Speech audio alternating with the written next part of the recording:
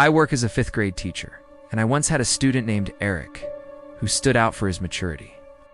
He gave advice to his classmates with the wisdom of a father and cared for them with the warmth of a mother. One day he helped an injured classmate, brought him to the clinic, and spoke to the nurse with the urgency of a worried parent. I really liked and appreciated Eric. It almost felt like having another adult by my side. But I have to admit it felt a little strange sometimes. Eric was always quiet. He only spoke or acted when the situation truly called for it when things got serious. Behind our classroom stood a strange tree. It bore yellow fruit that looked like tiny, glistening mistletoe.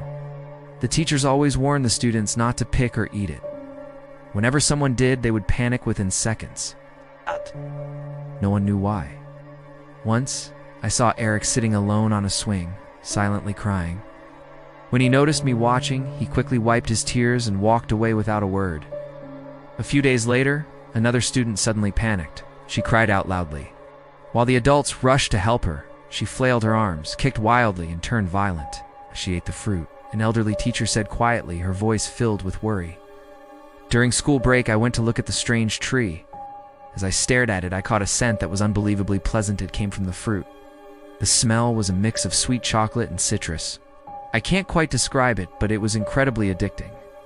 I started visiting the tree whenever I had the chance. I would just stand there, breathing in its sweet aroma. I became so obsessed that even my favorite perfume no longer satisfied me. Then, I made the dumbest decision of my life. I decided to taste it. One afternoon, after class, I picked a fruit and took a bite.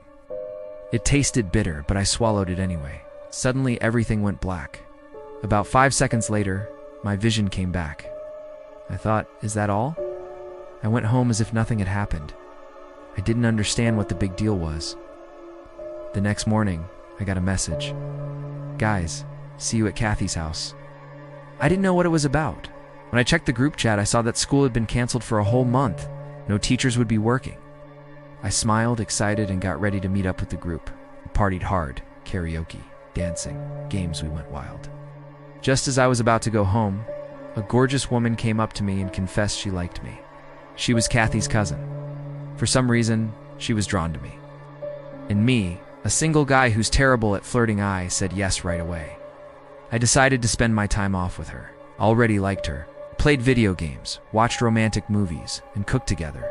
I was falling in love. One night we lay on the grass in my backyard, staring at the stars. I'll be a famous artist one day. Just watch, she whispered. What would your stage name be? I asked. I haven't thought of one. How about ... Starry Day? She looked at me. I turned to her and smiled. That's good, but it sounds a little simple. How about she suddenly kissed me and laughed? I kissed her back. She hugged me, and we lay there, smiling under the starry sky. A few days later, we tried a fun recipe we saw on social media. It needs more ketchup, she said, as I stirred the stew. But the moment I reached for the bottle, ... everything went black. Seconds later, I was back by the tree, exactly where I had been before.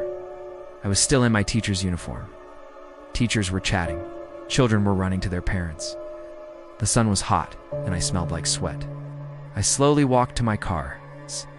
Once inside, I just sat there, trying to process it all, and my mind was foggy, filled with confusion, fear, and pain. As I started the engine and drove away, tears rolled down my face. People started to notice. I grew quiet, ate less, and stopped doing things I used to enjoy. I always went to bed early. I never told anyone, but I often cried alone in the bathroom. When I taught my class, I no longer had the same energy. Even my students seemed concerned. But because I was so weighed down, I hadn't realized Derek had been absent for a while. One night, I couldn't stop thinking about him. I remembered assigning a writing task where the students could write about something that felt like a burden. I had forgotten to read them. I picked up Eric's work first. Dear sir, I want to confess. Back in 4th grade, I was one of the students who ate that strange fruit. In my hallucination, I actually grew up. I made friends, faced struggles, finished school, and eventually found a job. My heart pounded as I kept reading. Then I became an adult and started a family. I was so happy with my wife, our children, our pet. What came next sent chills through me. Our grandchildren, our great-grandchildren, our great-great ... I froze. I was shaking. I covered my mouth in shock. I couldn't sleep for many nights after that. No one knew where Eric had gone, not even his parents. They searched everywhere, but he was never found. My body still shivers just thinking about that strange fruit. They cut down some trees in the schoolyard. I think that tree was one of them. If that was the first tree of its kind, I pray it's also the last.